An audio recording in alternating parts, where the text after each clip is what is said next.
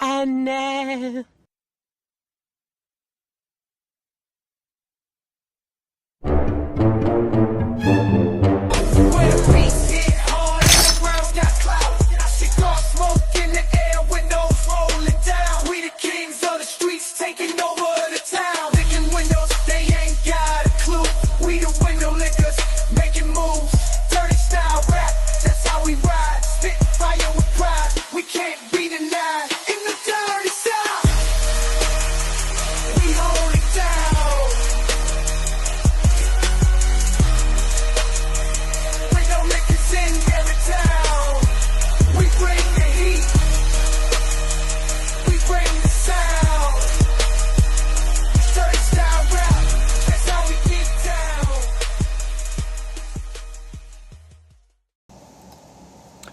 What's up, household? How you doing? It's been 7 days, a whole week since you've seen us on this show. I mean, you've seen us other places, but here, 7 days, 1 week. Learn that today.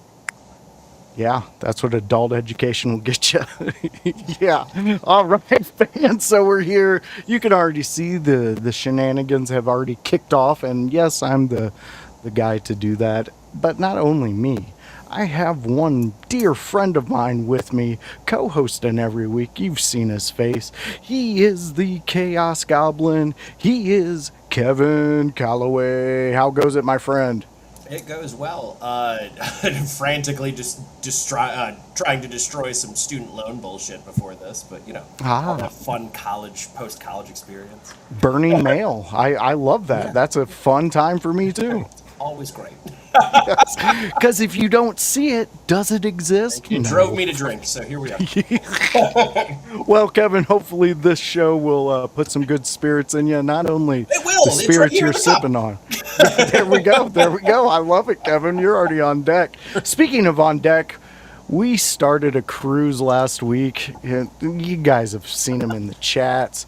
We have joined the Booze Cruise with Bruzy in the Bruzy Brews Cruise. So all you cruisers out there with the Brewster, we're happy that you've joined us. And he is our newest co-host here at IYH. He is the newest family member to join the flat of IYH, where we all get together and do silly goose games.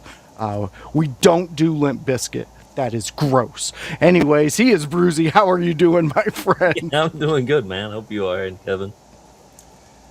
Yeah, we're doing great. Kevin is he's Kevin. He's always just I'm already writing notes. Yeah, he's already getting them out there. Kevin's in That's work the teacher mode. in Kevin. It really is. That is. And he's always teaching. I mean, there's never a time where he's not educating one of us in the chat about the silliness that we're saying. But you know what? Let's bring it to a serious moment right now.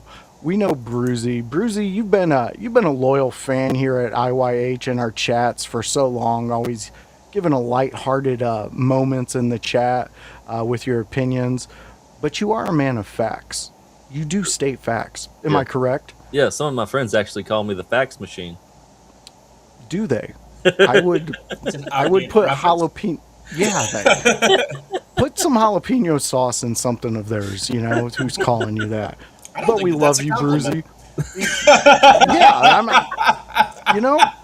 that's something you might want to start bringing up in your friend get-togethers. Start asking some questions. But Bruzy, you do know, you have a knowledge of wrestling. I do. Monday Night Raw. So fans, we're going to go into a segment here that we're kicking off. This is going to be our very first one with Bruzy, and Bruzy brought this to us.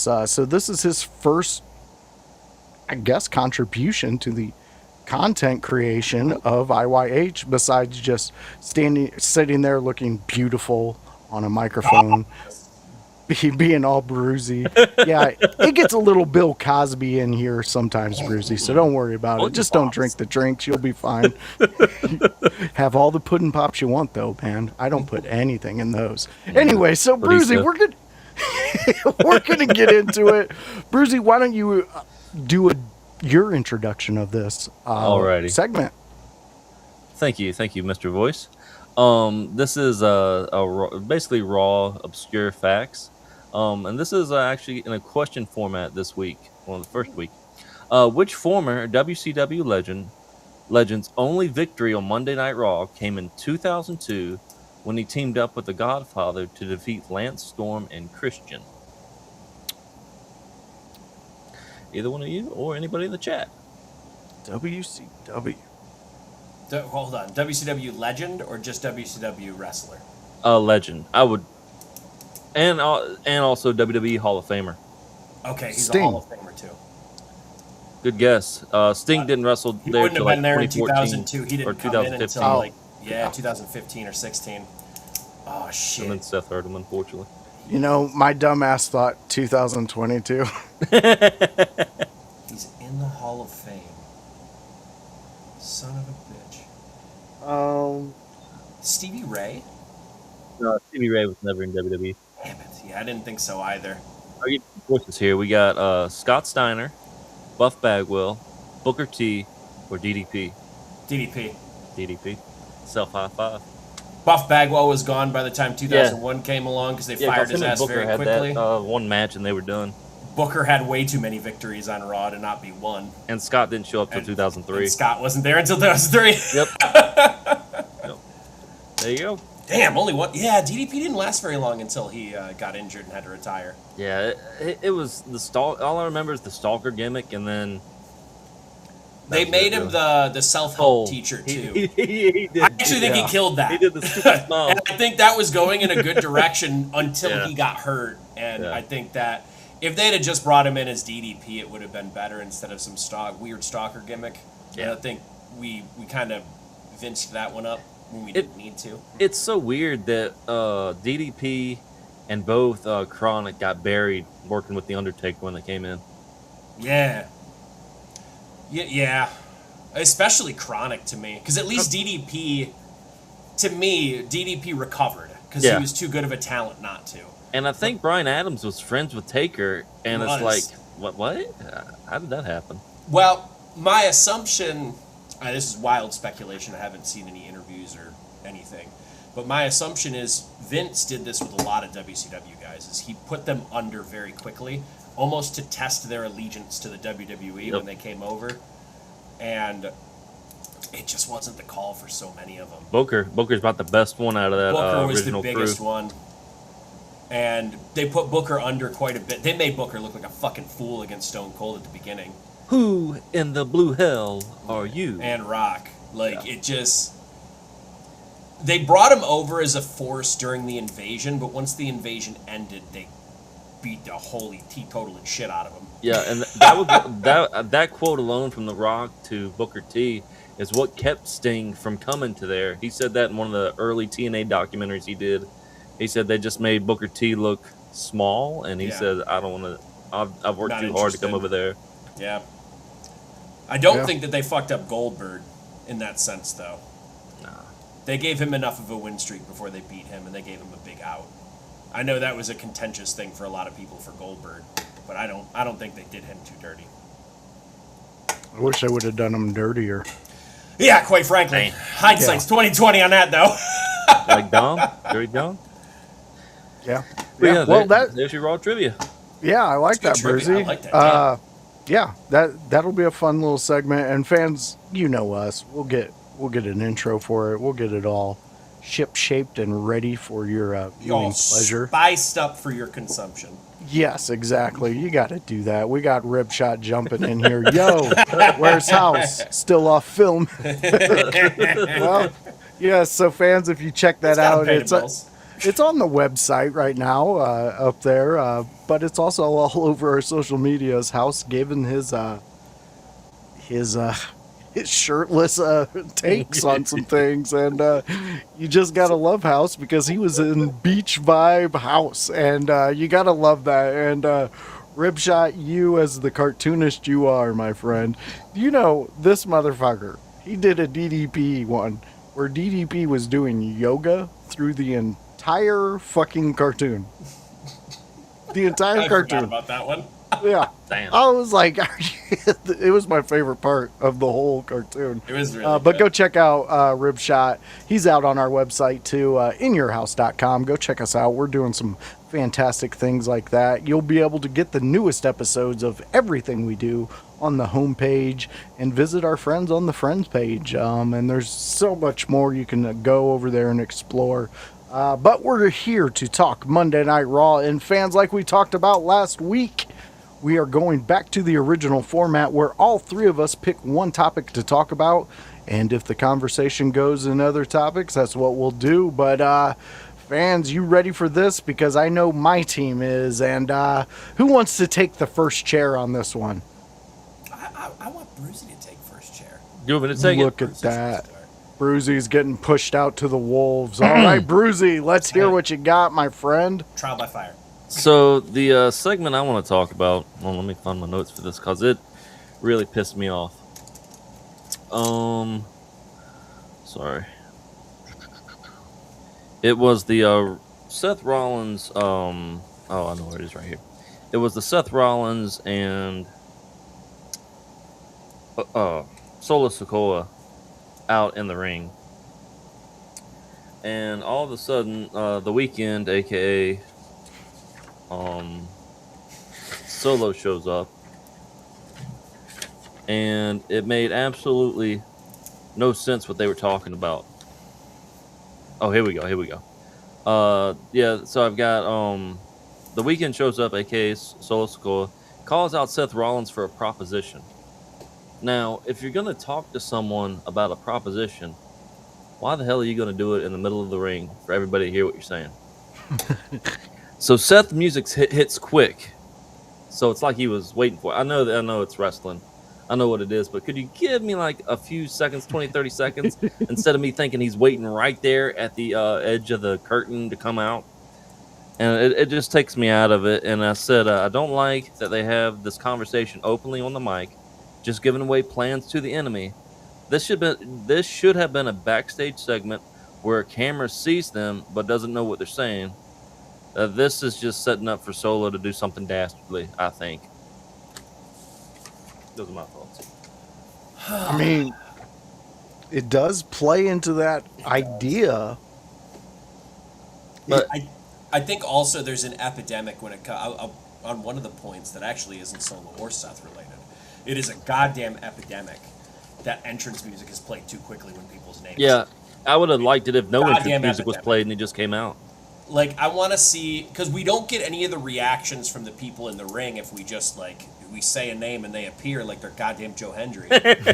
Or as Michael Cole Emphasize calls the him D. over and Did. over again, Joe Henry. Because he I can't noticed pronounce that a D this for week. some reason. He called him John this week. He did. He called him John Henry. Yeah. We're 3 weeks American away Fiddler. from John Jacob Jingleheimer Schmidt. No, And no, no, that's no, the that thing would that's be going to come out of his impressive. fucking mouth. That's a nitpick that I just hate when he says it every time. It's just like there's a D in the name, God damn it. But there is an epidemic when it comes to entrance music, and we used to get more of like when segments weren't planned, like someone stormed a ring, like Solo did here, where he just got in the ring Yep. and he's like, "Hey, come on out here! I'm talking to you. You come on out here." They'd get like 2 minutes before they'd fucking play the music. And you'd see the guy in the ring saying more things. You'd see the guy in the ring reacting, like, "Get out here! Come on! I know you're back there!" Like shit like that. Yep. That I'm going to sit in the ring until you come out here. That feels so much more fucking genuine because Yes. of course they're not at the entranceway, Right. Right. or they shouldn't be. Yeah. Like, give me a 30 Mississippi at least. Yes. God damn. Yes. Yeah. I remember WCW back, like, I think Macho Man sat in the ring for like 1 or 2 matches. And it's like, that's a bit overkill, but still, like you said, 30 seconds. 30 Mississippi, man. Give me that. And Yeah. I think they are, this is my prediction.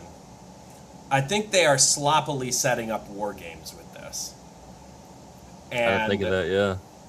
I think, and by sloppily, I mean like they're trying to put a coalition together against Bloodline for the upteenth fucking Survivor Series War Games. And I'm sick of it. I've already shared my thoughts on War Games and how they should retire, or put it on hiatus. Not retire it, but put it on hiatus for a few years and go back to traditional Survivor Series matches. because at least that'd be different. I think they like it because it's just such a better concept than Survivor Series. It isn't though, because when it comes to war games, if you're overplaying it and it's a yearly thing that you know you have to plan for every single time, it becomes less meaningful. Yeah. Kind of like how they did to Hell in a Cell, where Hell in a Cell had its own pay-per-view, and they're like, all right, guys, we booked the match. We just need a feud that matters. Right. And, like, not every feud matters for a Hell in a Cell. That's why Oba and Brock feels so much more meaningful going into this Hell in a Cell, and why, like, Hell in a Cells that we've seen, like Punk and Drew, for example, wasn't at a Hell in a Cell pay-per-view, I don't believe. It was at a Bad Blood. And I think so. And, like, it came out of nowhere. Oh, my God, we're getting a Hell in a Cell. That's so exciting. Yeah, that makes sense. They want to beat the holy teetotaling shit out of each other. Like, it was made for it. It was made for it. Instead of just saying, we got Hell in a Cell coming up in October. What about me and you? Hell in a Cell. And it's like, brother, you just started talking. Yeah, maybe their first match. It's like, what the hell? That's what I hate about war games. And that's why I think if you have a feud that needs war games, you should bring back war games. Abso-fucking-lutely. I'm not saying you shouldn't have war games. Yeah. You should. Yeah. But if every year you have Survivor Series #war games and you need 10 people to fill it out, now you're booking a match without people. And you need a feud that matters for a war games to me. Otherwise, it's just crash test dummies. And if you're just doing crash test dummies, like, I'm not saying it won't be exciting, but every year you're taking a little bit more from war games as a concept. If you do a traditional Survivor Series match, yes, I agree War Games is a stronger concept. I agree with that point, but how long until that concept is meaningless if you keep doing it over and over and over again is my issue. Well, and I see that point, and I see what Bruzy's saying, but I also my didn't like thing- this segment, the record. yeah, the segment was a little sloppy. I mean, sloppy. to me, this one kind of felt.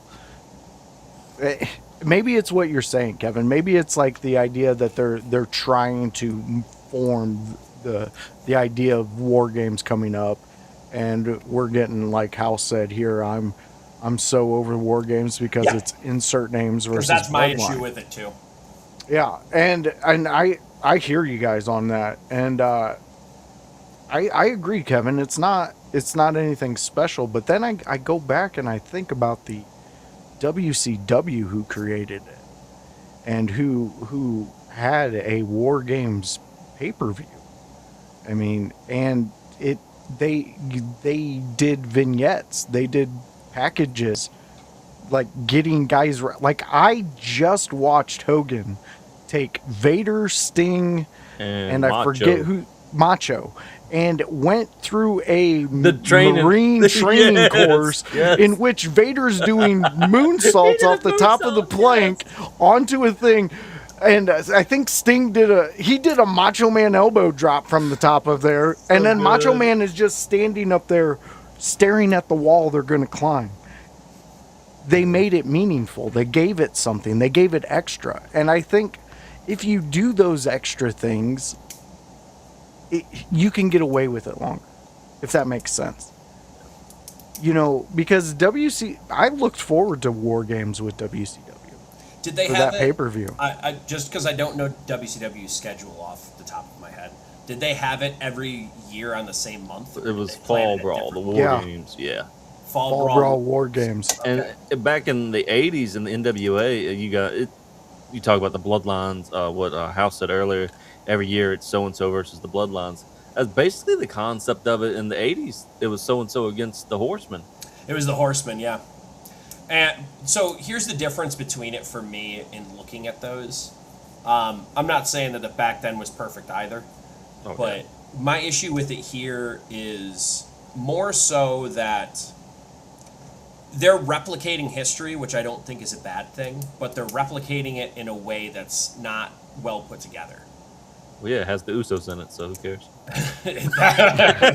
Not what I was getting at. Yeah. What I'm saying more is that, like, they're trying to build it up like they did back in the 80s, but they're not doing it in a way that makes us care because, and this is just unfortunate for them in timing, I guess, it's a different era than the 80s. So in the 80s, when they ran attacks or they ran these like coalition alliances and they ran these things against the Four Horsemen, they ran these things against whoever it might be in WCW. I assume NWO at one point or something. Yeah. You try and take down these big factions, and War Games is really good for that. Problem being now is that we know what's behind the curtain. That's the issue. Thank you, Internet. It's not so much that the concept of what they're doing is bad. It's that we're so inundated with wrestling content between AEW and between everything else. I just want it to go on hiatus for a year. It's overload. Just give me a year. Because there's so much other content you're giving me that it ends up just being repeat to try and put people together. And because you have so much weekly TV that you're putting together these people, that is a difference between the WCW and here, is the weekly TV amount is also wonky.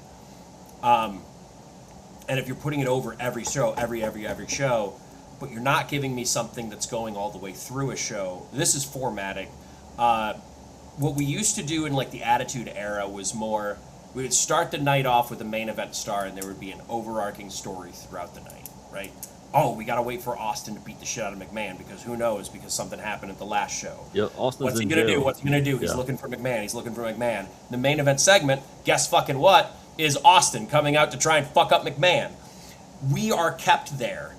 Right now, we aren't doing that week to week. Yeah.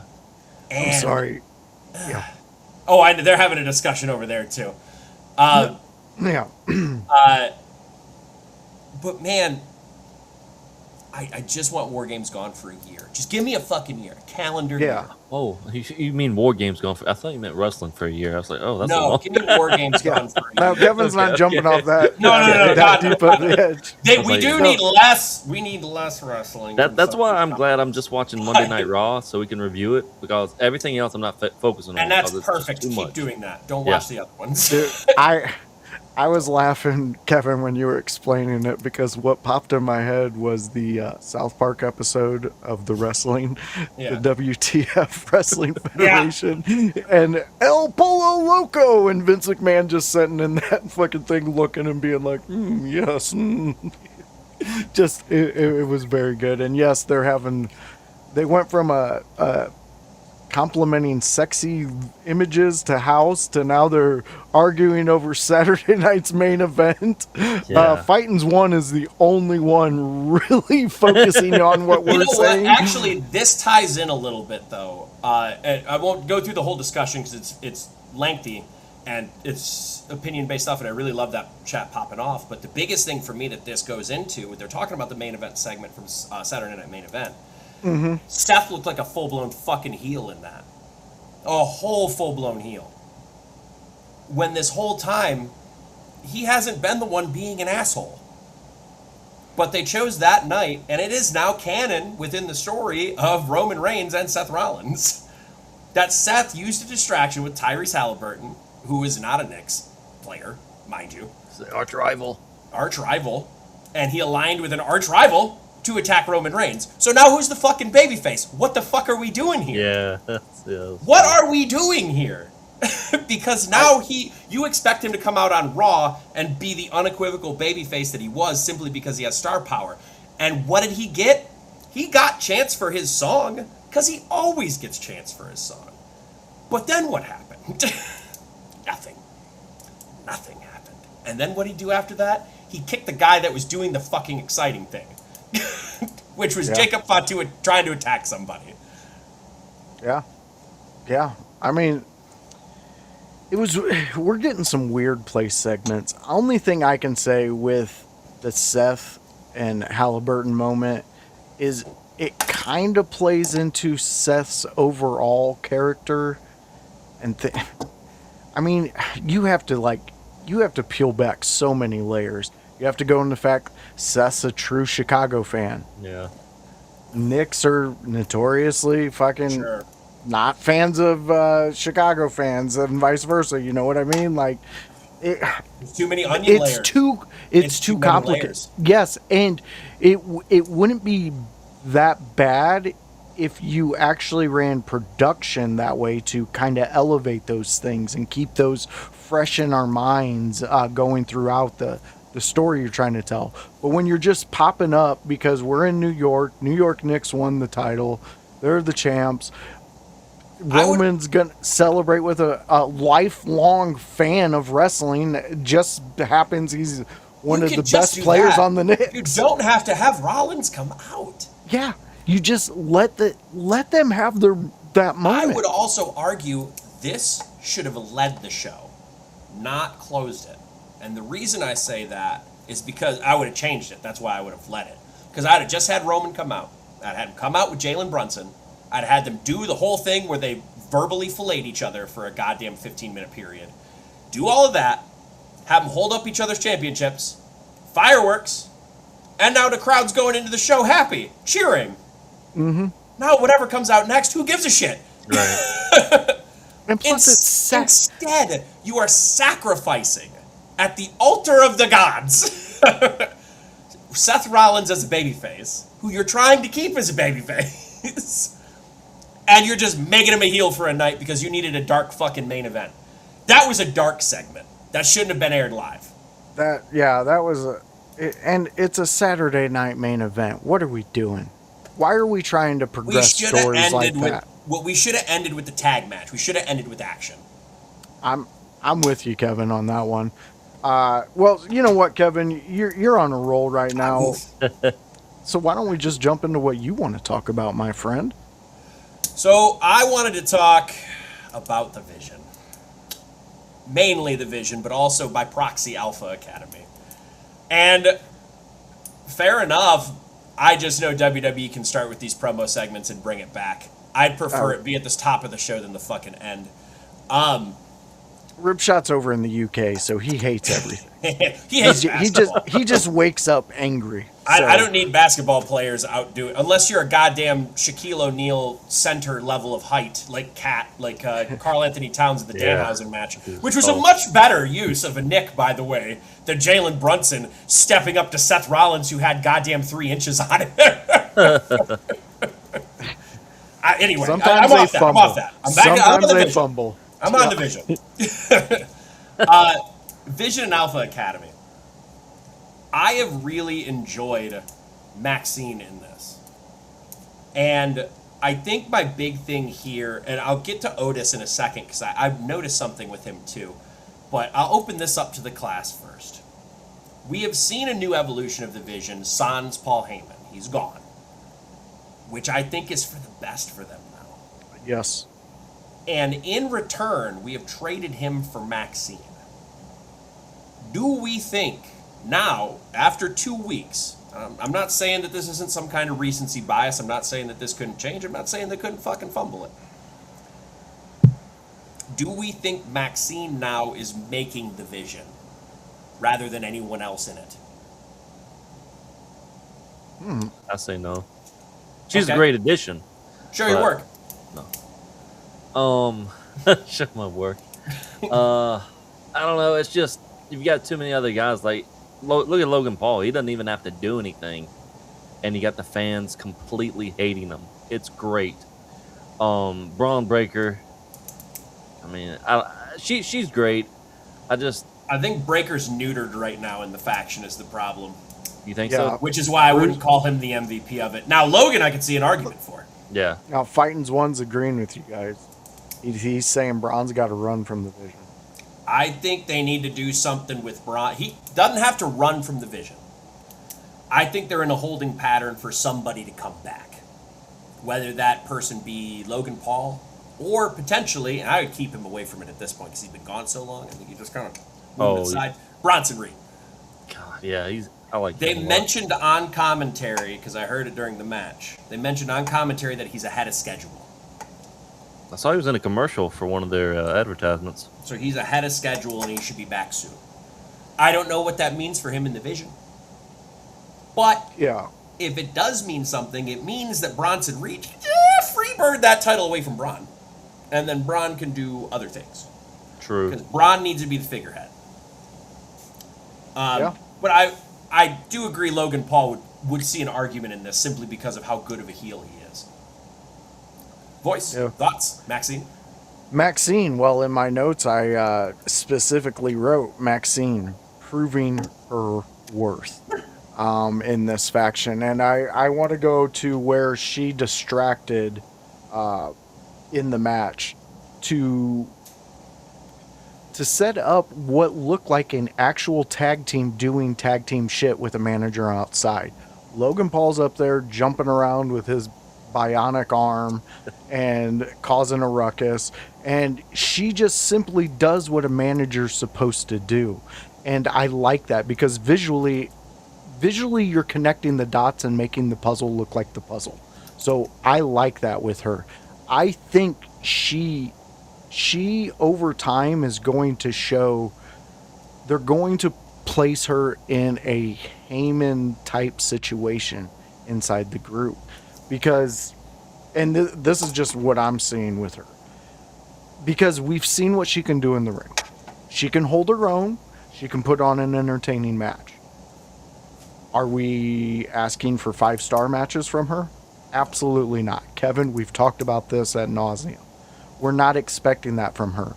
But when she's out there, when she was sitting on top of the turnbuckle as they were destroying everybody, that's gold right there. That's taking me back to Francine days. Now you're directing a group. You're being the focal point. You're being the gemstone in the destruction that's happening around you. And that visually for a team is fantastic. I think they need to give her more speaking roles and things like that. And plus, when one of these guys get injured going forward, you're going to be able to play in the sympathy between her and Theory and being worried about the group as a whole. So I think this is fantastic. I think Maxine is in the perfect spot for me, for her character work. Yeah, I agree too. I don't disagree with Ribshot, who's saying Logan Paul and Braun essentially were way better prior to the Vision. Man, we've talked so many times about that, and Voice and I both have agreed throughout the years. I'm sure Bruzy agrees with it as well, in the sense that Braun and Logan both felt like singles cusp of main event players, and then just, man, the Vision was so snake bit, it just made it so much worse. Oh yeah. And it really de-elevated a lot of them, especially with the new. I saw news. I don't know if this is accurate or if it's just for the Unreal cameras, because I can never tell if those are works or not. Yeah. That Braun was supposed to win the Rumble, but they were afraid to pull the trigger, so they went with Roman instead. I think that we might be looking back on that moment as a time that we fucked up Braun Breaker for a clean calendar year. And that might be hindsight. I think he will end up in the main event, but it's going to take him 2 years longer than it probably fucking needed to. It's probably where my head's at with Braun. With Logan, I think they were always going to use Logan, not in a Mania main event, though. I think they were going to use Logan where he is, scratching the main event, maybe holding a title, but not really in a WrestleMania main event. Still, he would be higher than he would be in the Vision. Currently, yes, Theory is the one benefiting the most from this, and Maxine. I would say those two are the ones benefiting the most. They need it the most. They need it the most, too. But unfortunately, it's not one of these things where the rising tide is lifting all boats. Right now, it's evening two people out with, like, it's, exactly. We're Braun and Logan up here and elevating two at a time. And it's not working as well. I'm hopeful that this new iteration will do better with it. But I'm liking it. The track record has not shown me good faith. Yeah, and I think that's where we're gonna be with that, until it's proven otherwise because of what we've seen. But there's something about the way that WWE is sticking to, no matter what has been thrown, like the Vision has been thrown the worst cards in WWE, and every time they gain momentum, something happens. But where we are now, I think, yes, Austin does benefit the most, but since joining, when has he been off camera? When has he Yeah. missed? When is he not? He's There's been the always guy been keeping the goddamn Vision afloat at times. exactly. And Fightins, I agree with you. Right now, Maxine isn't that believable as a heel. Give it time to cook. Give her time to be in this group because Yeah. we seen her grow with Alpha Academy. Am I wrong? Like we seen her grow. She became like something that the fans wanted to see, and just her being with Otis and Tozawa. Uh, you know, I have faith in what they're doing because it seems like they're pivoting. And with this Bronson Reed card thrown out there, what are we going to see from this? Where is he going to go? What's going to happen? Because if Realistically, there's two options for Bronson. It's either join the Vision again, or be Braun Breaker's next big feud. in either one of those options, I'm willing to ride. I want to see where it goes. I think it'll be fun. Kevin, you had a second portion to I did. your topic. I did. I don't want to spend too much time because I want to give Voice his time as well. But Otis, I noticed this when he came out. Last week, Otis barely touched a microphone and he was getting cheered out of the building.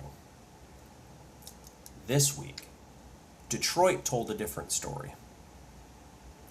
Otis came out, started cleaning house, to no reactions. And that concerns me in the sense that I think we talked about this last week a little bit, where Otis was very, very over. I also agree Braun and Bronson would be a win-win. Yeah, that would be a fun. I think that's the Fun. best way. I actually think it's the best way to go forward, too. Yeah. Otis came out and did not get the reaction that he did last week.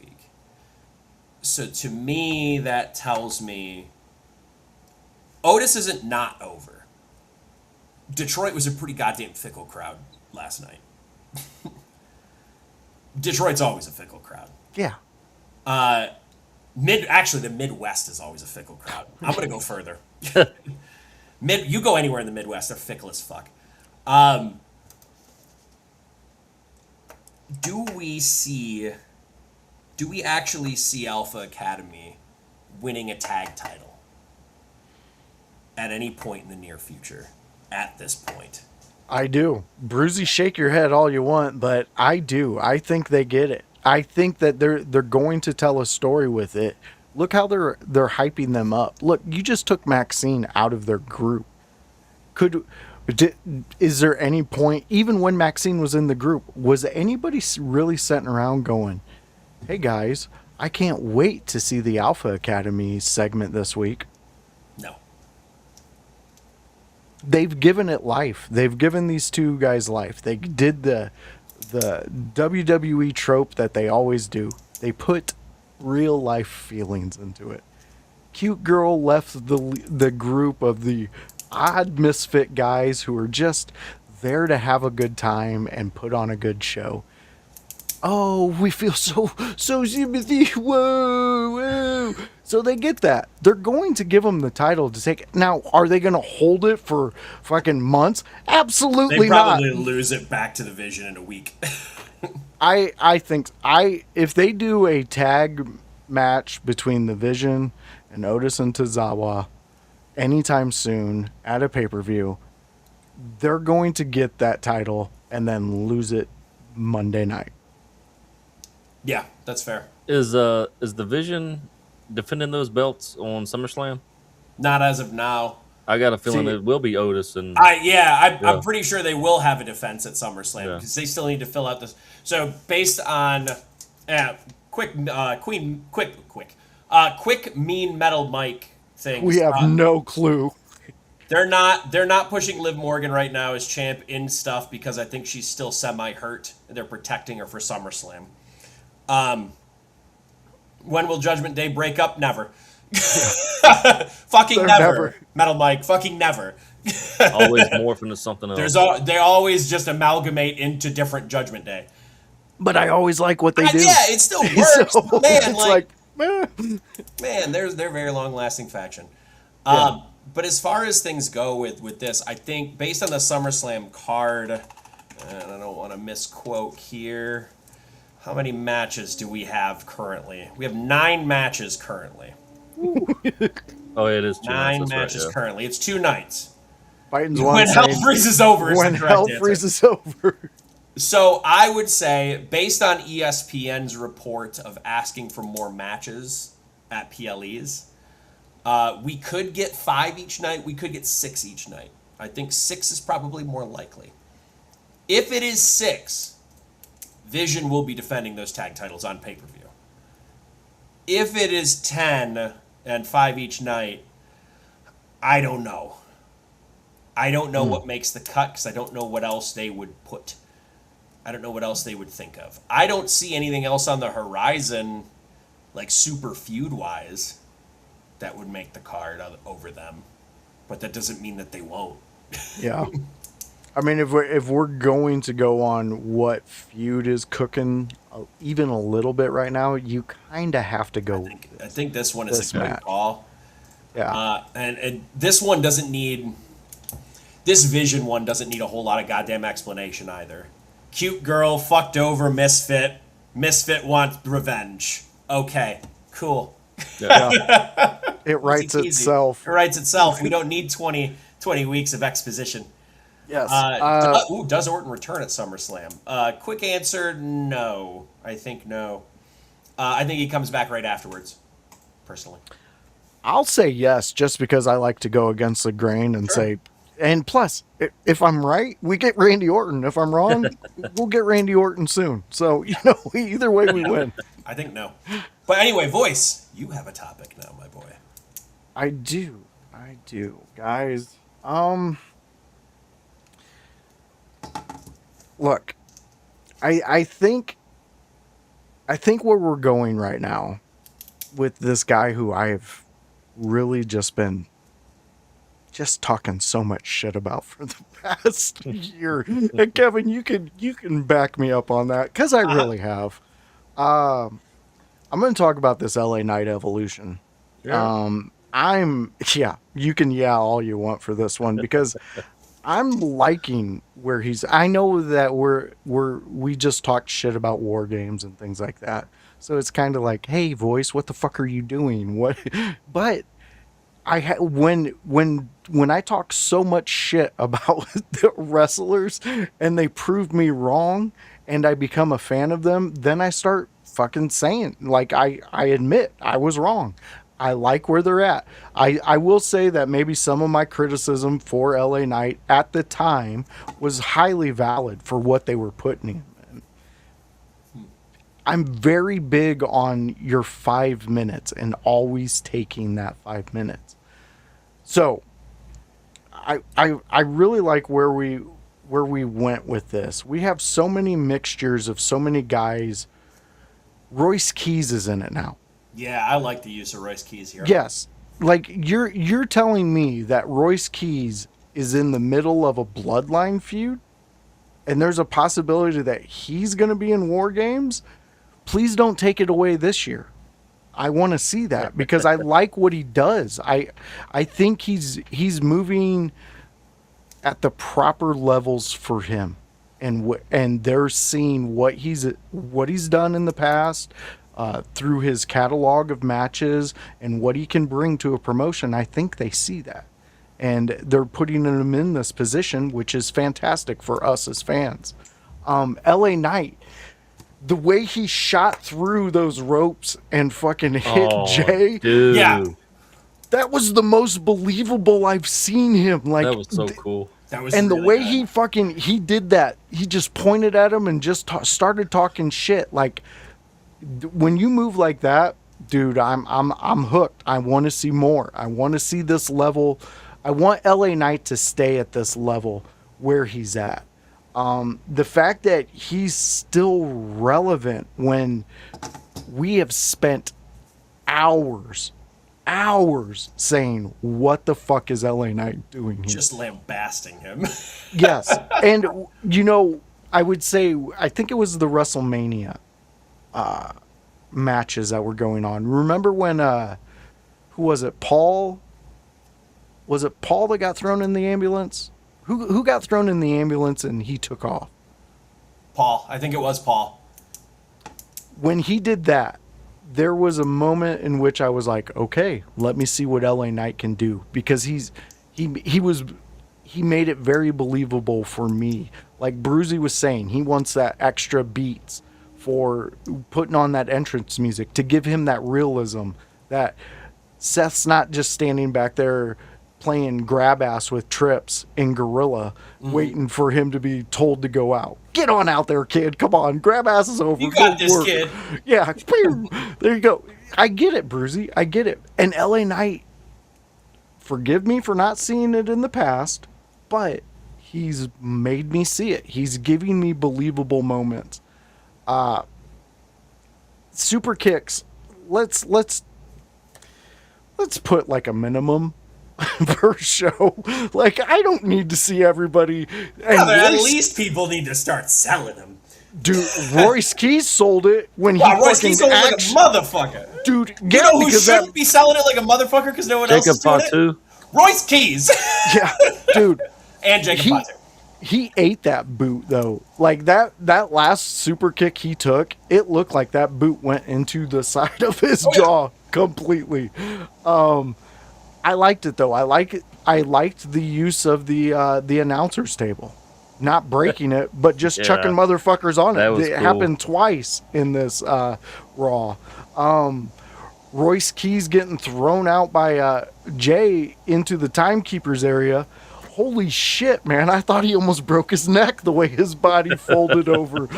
But the reason I made LA Knight my subject was because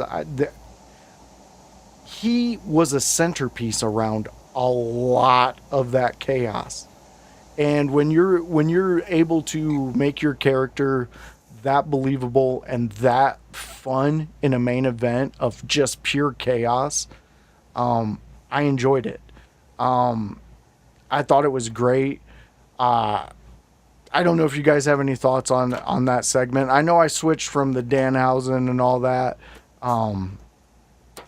I had to talk about it. It was buried in my fucking brain about LA Knight. I really enjoy how LA Knight has been getting more and more and more time out of the time that he has, if that makes sense. I know that's paradoxical to say, but it's like in the 5 minutes that he's gotten, he's fucking eating that fucking scenery. And he's chewing it all up and making a goddamn meal of that 5 minutes. And that's perfect. That's what we want out of him. That's exactly what And we he's want. always been good at that. But the problem is, in the past, and Voice, you might agree, Bruce, you might agree, maybe you'll disagree. I think a lot of the time, perfect. A lot of the time when LA Knight was out there, he was busy getting interrupted or not interrupted at wrong time. It's like people were waiting for their in for a script, or that the script specifically told them to make LA Knight out to be a piece of shit. Yeah. And there was no in between. No, there But wasn't. now, because even, I'll take you back to LA Knight and Seth. Was this last week or 2 weeks ago? I don't remember. Either way. I don't remember last week. Either way. Seth and LA Knight were out there. And Seth was cutting a 15-minute goddamn soliloquy about being the kid in the front row. Yeah. And it was tanking in Chicago. It was in Chicago, so it was 2 Okay, weeks so yeah. It was 2 weeks ago. I It didn't was see that one. tanking in Chicago. LA Knight came out and the place blew the fuck up. And then LA Knight cuts a promo about he's being a piece of shit and why is that and why is this and why is this.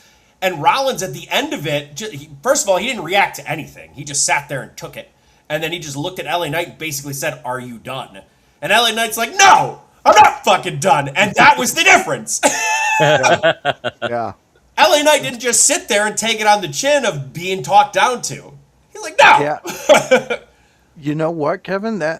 What you're saying is really making a lot of sense now. And the more I'm thinking about like a lot of some of the shit I was saying about past shit with LA Knight, he was getting interrupted. Or they Or wrote they were it to letting where, him meander too long. yeah. Because they just wouldn't say shit. Yeah. And that would be the time when you need to interrupt them. Yeah, no, you're hitting it. When he was Bruzy. working with people, I remember specifically a time he was working with Punk, just at least in promos. I don't think he ever wrestled him. But when he was working in promos with Punk, that was good promo work. Why? Because Punk doesn't give a fuck about a script. Yeah. You give that man bullet points, He's fine. good off the cuff with stuff. But that's what LA Knight's good at too. Yeah. Because even when LA Knight is getting so emotional and so like all over the place that he like flubs a line here or there, it just feels genuine because he Natural, just yes. keeps going. Yep. Yeah. He's all like human. The Rock when The Rock fucks up. And I'm not saying that he's on the same level of promo work as like peak Rock. Yeah. That's not what I'm getting right. at. But it's the same level of, it's the same basic skill in a promo where he's just like, well, that was weird. Let's keep going. Yeah. Not, I said something weird. Uh-oh. Nothing Which else you can so do but many keep going. fucking Yeah. other people do because they're too used to scripts. But Right. LA Knight comes from the indie scene. He comes from TNA. Gosh, He he's comes got from years of places. experience. Years of experience of working off cuff, working bullet points. Give that man bullet points. Don't give him a script because he is not going to listen to it anyway, and it's going to be better if you don't. Yeah. That's what we're seeing. And the people who work off scripts too much now, which would be your Rollins, which would be your Reigns, which would be the other people who don't work as much off the cuff, you see shittier LA Knight treatment. But when he works with people like Cody, when he works with people like Punk, when he works with people like Gunther, those are the people who are, they're quick. They're quick on the reactions. They'll interrupt. They can tell when shit's going south. And they will do it. And they'll bring it back so that you can get back again. Man, I love the freedom that LA Knight's getting right now on the mic. Because I think this is going to lead... God, oof, I've said this a couple times, but I hope this leads to something meaningful for LA Knight. I have a feeling it will this time. Bruzy, thoughts on LA Knight, and then we have 10 minutes, so I think we can hit the Danhausen segment if we do it real quick. Oh, I've always been a LA Knight fan before he even came to WWE. I first saw him in NWA when they were doing the NWA Power Hour. That's probably like 2019, 2020, I think. Something. And yeah, he's great. I really like this match too. I think him and Fatu worked great together. It's weird seeing the subdued Fatu this week because he can't touch Seth for whatever reason, but that was interesting. But Some yeah, LA complicated Knight, reasons. he's great. And one thing about him, like when he first came over from NXT to the main roster, I thought he was on the up and up, and I'm sure a lot of people did. But I feel like once Cody Rhodes came in, it kind of,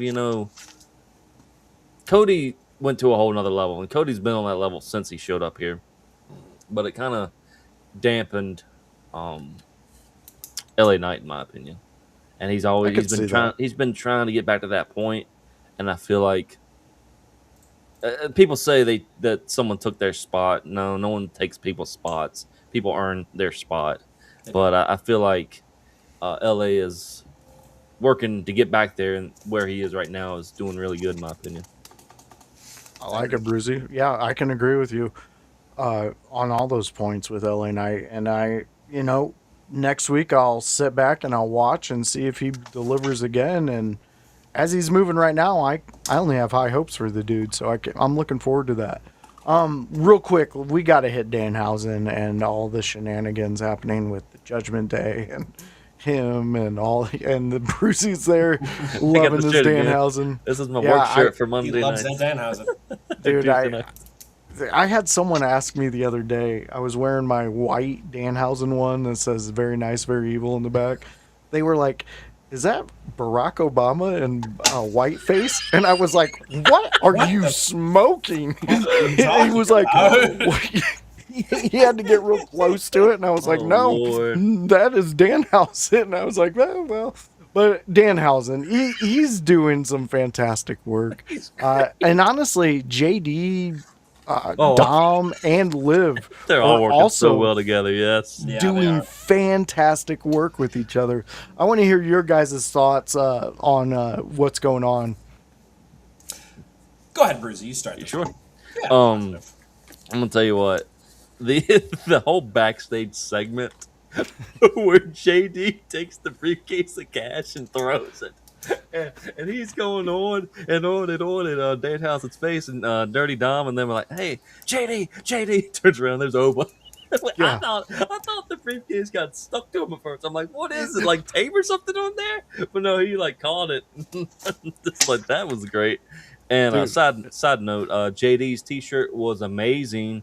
It was a Scott Hall WCW T-shirt. I don't know if any of you guys noticed that. I didn't catch that. That was too sweet. I had to rewind and take a look at it. But and I'm loving Joe Hendry too with this group. Yes. It just you got Joe Hendry. He's comedic, but he's not Danhausen comedic. He's Yeah. he It's a gives different me brand. yes, he gives me the 1970s, 1980s wrestler look. And he's just a good wrestler, and he's funny and he's great. And I disagree with Corey; he can sing well, but No, never listen to Corey Graves. no. And but yeah, I thought it was all of this was great, and they even got Oba somehow thrown into it. Dude, I thought that money case suitcase stuck to his chest too. I was there with you, man. I was like, how the fuck did they do that? Kevin, where are you at with this whole Danhausen, Joe Hendry, and everybody involved? I love this for Dom and JD. I could actually do without Liv in it. Really? Not because she's doing a poor job. I don't think she's doing a poor job. I think she is adding to it. When you pair the comedy acts with the main event women's title scene, I do think it diminishes that ever so slightly in seriousness. So what it felt like in this as I was watching is that we were watching a story about Danhausen, Joe Hendry, and the Judgment Day, specifically Dom and JD. And then it was bit played by Io Sky and Liv Morgan. And like, yes, Liv is over. Yes, Liv is over. Yes, Io is over. And I think those are good people. But when you pair them specifically with Danhausen coming out in a buggy with Io Sky, it doesn't feel as serious now. It doesn't feel like we're going for a women's world title. I can see what you're saying. Feels like we're doing a side feud. Yeah. We really haven't. I have not felt, and this is different to Danhausen's part in this. I have not felt that Io and Liv have been treated with as much respect. Now, I'm relatively certain it's because Liv has been dealing with an injury, like I said earlier. But we still could have done better. No, you're right. I mean, We still could have done better. who does Liv have behind her back in the female world? I Raquel? And I also think Roxanne. Liv is Yeah. strongest as a mic work. That's what I was getting at. Like, Yeah. why do we not have her out there talking shit with those women helping her back it up against Io? Mm-hmm. Like, I don't know. We've had it see for it. a few times. The problem lies, I think, in Liv's injury, which is why this is happening. They're dealing with a stacked deck against them, assuming that there is an injury that she's healing from, which I don't have full knowledge of that. If you're dealing with a stacked deck against you, you can't keep doing promo segments every fucking week. Because if you keep doing promo segments every fucking week, at some point we're just like, all right, but when are you going to punch each other? Yeah. Yeah. And we've had some interactions here or there, but we haven't had that many. And I don't know. The inclusion with this, to me, at least for Liv and Io, I think was unnecessary. The rest of it was genius. I loved it. I love Joe Hendry and Danhausen together. I agree that they're different. They're different brands of comedy, and because of that, they work well together. And Judgment Day, say what you will about Dom being, needing to be elevated to higher status or whatever the fuck. Dom's a shit heel. He can be involved with these kind of like jokey shit and get away scot-free because he's a shit heel. JD is also a shit heel. So because of that, Yeah. to define shit heel, I mean like shit cowardly heel. Like he's a shit goblin. He's gonna go out there and do like goblin shit, cheat all the time, and like fuck around. Yeah. He's not a dominant heel. He's not a Gunther where like Gunther cheats, yes, but he doesn't go out there and claim he cheats. Yeah. And I think Dom makes JD feel like a better heel too. Yeah. Oh yeah, 100%. Those two together are super money. heels. Yeah. I worry for JD when this place breaks up. I think he's a great worker. Don't get me wrong. I worry where he goes from here, though, and I think we're trying to flesh out some JD before that happens, which is good. I think that's smart. Yeah. And I think he has phenomenal comedic timing. So at worst, I think he will end up with a job on a lower card against some of these comedy heels, probably for another 2 to 3 years, even if Judgment Day isn't around. And I'm in full support of that, unless he wants to go out and do serious wrestling bits, which I think he's still capable of too. But I do too. too. This segment itself, I think, worked. This was the overarching segment of the show. Yeah. This storyline definitely. It was a close first seat for paying attention this week. And it was, I hate you for a moment, Kevin, because you took the brilliance of what I was watching and you made it actually real, and I had to sit and think about it, and you're 100% right. Adding Io and Liv to that kind of diminishes it. But I have to think they were like, if it is an injury Liv's dealing with, they're just sitting around thinking, how do we keep Liv there for this match? How do we keep her in the limelight? Things like that. Okay, Judgment Day has this story floating around with Danhausen.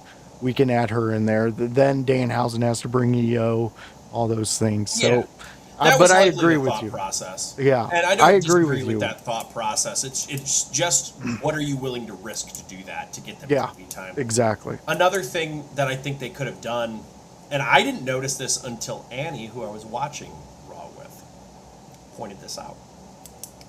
There were no women's matches on this card. Not a single one. I saw that someone posted on Reddit. Yep. And man, you know what would have been great? Io Sky going out there and beating somebody. Give her fucking Ivy Nile for 5 minutes. Who cares? Which, by the way, boys, I still have that sticky note. Do you know the date? I'm pretty sure we're past it, but We aren't. no, July we're not. 29th.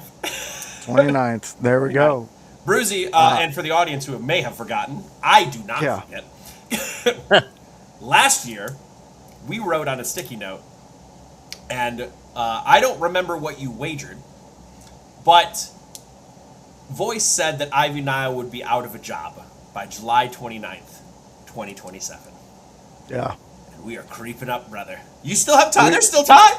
We are creeping up. And I just love how this fan's probably going to win on a technicality because, well, she does still have a job, but, oh, wow. Usually if I have a job, you got to clock in and do some shit. She's on main event.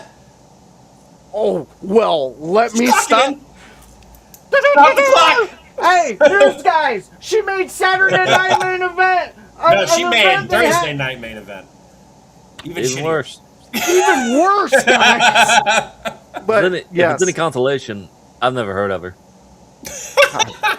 No, it's not a consolation because you saying that Makes and it me worse. still having to fucking live up to this bet because of bullshit.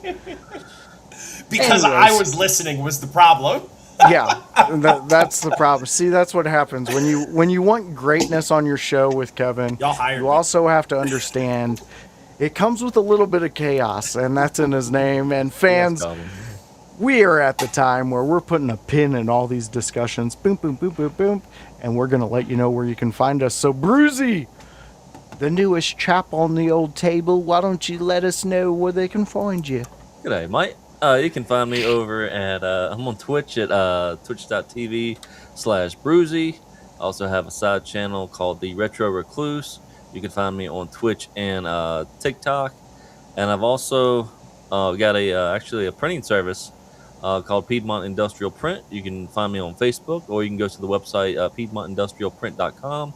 We'll do custom quotes, any kind of printing you need, merchandise, whatever you want. We got you. Beautiful. Yeah, When I go say check we, out. I mean me.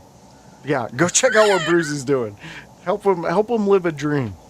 I don't know what dream you're going to help him live, Dween, baby. American Dweeb. All right. So, Kevin Kalloway, tell them where they can find you. You can always follow me at Kevin Kalloway on Facebook, Kalloway Kevin on Instagram. You can also catch me at www.inyourhouse.com as I write a blog every Friday. This week will be about counter-producing and counter-scheduling between major wrestling companies and anything else. In the digital age, highs and lows of it, does it still work? My thoughts on that. You can also follow me at www.twitch.tv/Kevin Kalloway Pro. I actually have a stream in 40 minutes. 40 minutes. I'll be playing Silk Song with a buddy on stream with me, guiding me, probably talking some shit, me yelling at him back, all the fun you could possibly have. And I'm a whiskey deep, so let's see how that goes. And also, I will be with our con man, the Concept House, on Friday for Roguelike Friday. We will be playing Teenage Mutant Ninja Turtles Splintered Fate. And boy, I'm excited to see him die a lot and me carry the team. I've never heard of that. It's really good. It's a 4-player, like top-down roguelike. Is that like the? It looks like an isometric, like Yeah. Diablo type. Yes. Okay, Yes. I think I've seen that. It looks good. It's super good. I own it on Alright. 3 systems. Nice. That's how good it is. Really fucking good though. All right, fans. So go check out everything that my friends are doing because they're doing fantastic work. And always check in at the In Your House website. inyourhouse.com. Go check us out, see what we're doing. Go check out Kevin's blogs because those are some pretty entertaining things. I don't know what he's going to do with this next one because there's no promotions that do any of what he's talking about these days. Not at all. No. Couldn't Oh, be. that's crazy. But fans, if you like what you've seen here and you want to join me, Bruzy, and Kevin, why don't you stop in next Tuesday where we do it again at 6:15? That's where we talk Monday Night Raw and we give you one subject each and you get to listen to us talk about it. That's the fun about the show. You can chat too if you want. You don't have to, but we like it if you do. Come check us out. 6:15 every Tuesday night. Do you like WCW? We've talked enough about it in this episode. I'm pretty sure we might even get hit by WWE. Being like, what the fuck are you talking about them so much? But we got to watch along. That's where me and House, we sit around and we watch. That's it, WCW. We go back in time and we check out everything that we loved about a promotion that is no longer with us, but still, deep down in our hearts, we still love them. The old Ted Turner son of a bitch. We love you. You were Rest out in there peace. doing all the great things, and you can enjoy what me and House enjoyed when we were younger, bringing it back to you, the WCW Watch Along. That is at 6 on a Wednesday. Do you like AEW? Do you like convoluted fucking storylines and, just why is this guy here? Well, you can join us, me, House, and OG Tony for the AEW Dynamite Recap Show on a Thursday. It's at 6 p.m. It's a fun time. It's a great time. It's an OG Tony time, House, and voice time. So come join us. It's a fun time. I can't stress that enough because the show is really a lot of fun to do, especially with an old head like OG Tony. Like, the dude just knows knowledge. He drops NWA knowledge on us all the time. And it's like, dude, I've never even heard of that guy. But, he gets me to be a fan of him. So come check us out. Thursdays, 6 p.m., where we talk AEW Dynamite.